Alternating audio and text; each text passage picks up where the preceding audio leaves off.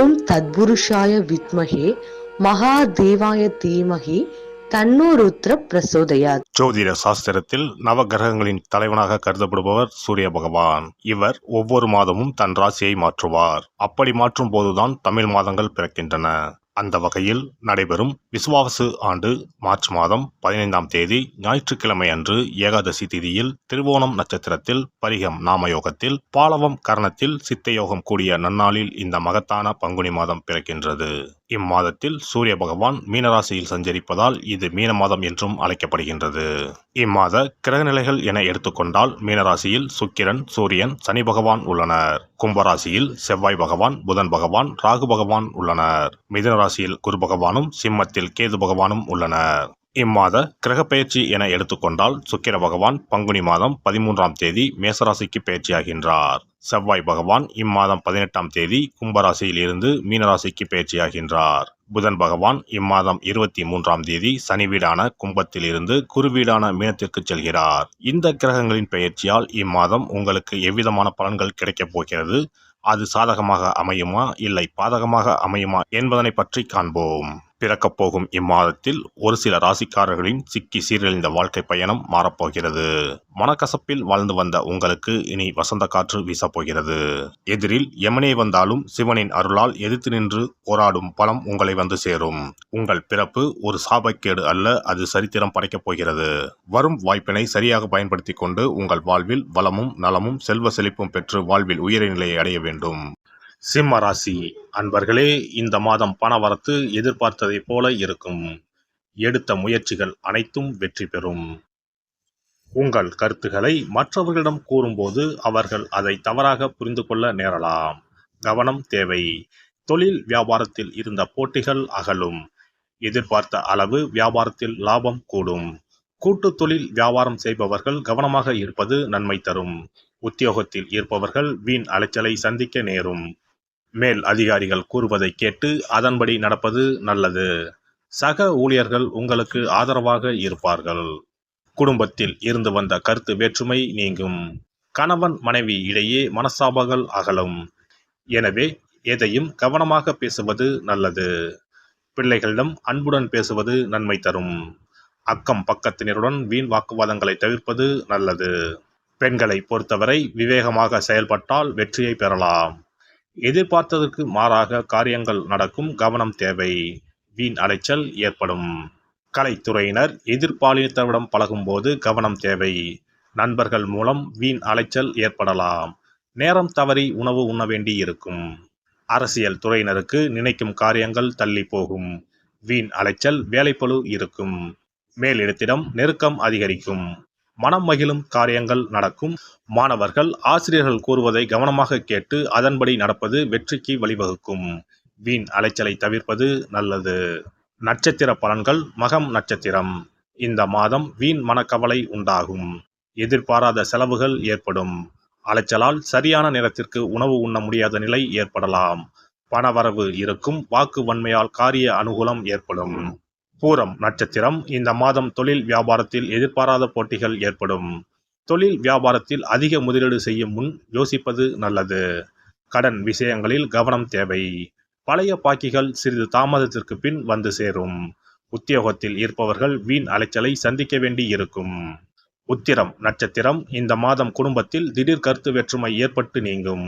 விருந்தினர்கள் வருகையால் செலவுகள் கூடும். அக்கம் பக்கத்தினரை அனுசரித்து செல்வது நல்லது. வாகனங்களில் செல்லும் போதும் நெடுந்தூர பயணங்களின் போதும் கவனமாக இருப்பது நல்லது. ஞாயிற்றுக்கிழமையில் சிவன் கோவிலுக்கு சென்று சிவனையும் நவகிரகத்தில் சூரியனையும் தீபம் ஏற்றி வழிபடுவது எல்லா நன்மைகளையும் உண்டாக்கும். சிறப்பு தொகுப்பு. கண் திருஷ்டிகள் அகன்று தடைப்பட்டு கொண்டிருக்கும் காரியங்கள் நிறைவேற செய்ய வேண்டிய பரிகாரம் என்ன என்பதனை பற்றி காண்போம். வாழ்க்கையில் நல்ல நிலையில் இருந்தவர்கள் கூட திடீரென்று பொருளாதாரம் இழந்து மன கஷ்டங்களுடன் வாழும் நிலை ஏற்படும். இந்த நிலை எதனால் ஏற்பட்டது என்று ஆராய்ந்து பார்த்தால் பெரும்பாலும் அவர்களின் மீதான கண் திருஷ்டிதான் காரணமாக இருக்கும்.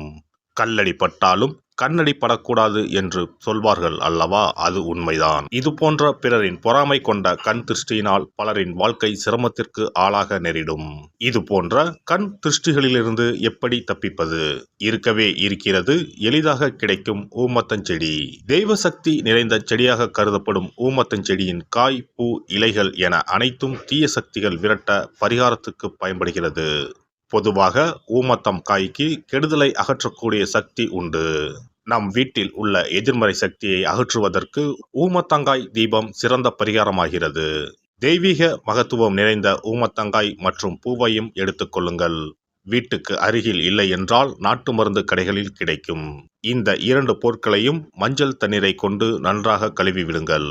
சிறிது நேரம் அவற்றிலுள்ள ஈரம் போக ஆறவிட்டு பிறகு அவற்றை ஒரு மஞ்சள் துணியில் குலதெய்வத்தை வேண்டி ₹1 நாணயத்தோடு சேர்த்து முடிந்து வீட்டின் நிலைப்படியில் கட்டி தொங்கவிடுங்கள்.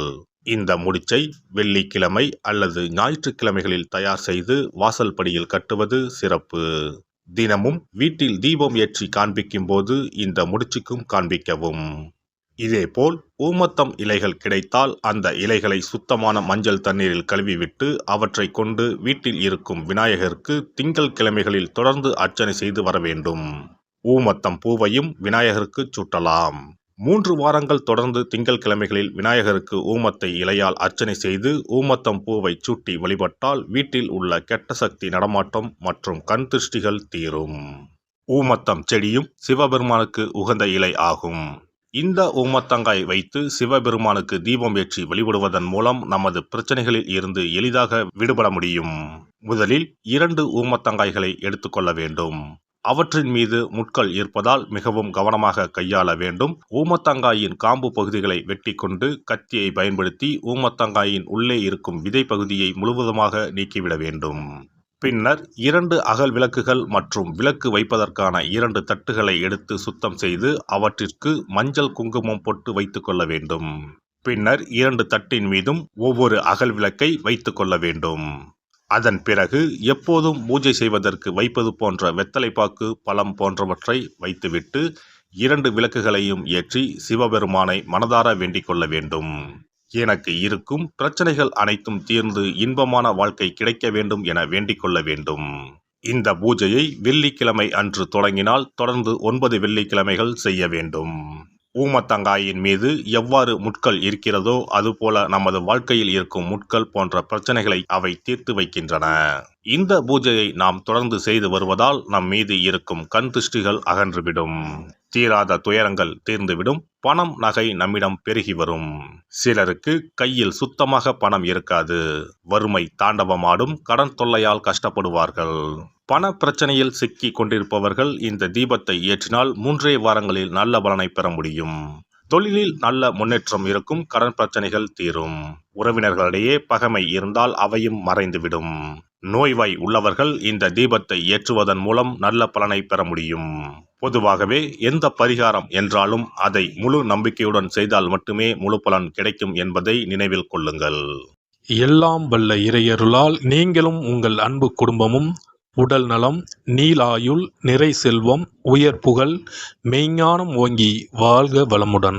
இந்த வீடியோ பதிவு உங்களுக்கு பிடித்திருந்தால் லைக் பண்ணுங்க, கமெண்ட் பண்ணுங்க, ஷேர் பண்ணுங்க, மறக்காம சப்ஸ்கிரைப் பண்ணுங்க, பக்கத்துல இருக்கிற பெல் பட்டனை கிளிக் பண்ணுங்க. நன்றி, வணக்கம். ஓம் நமச்சிவாய. சிவாய நம.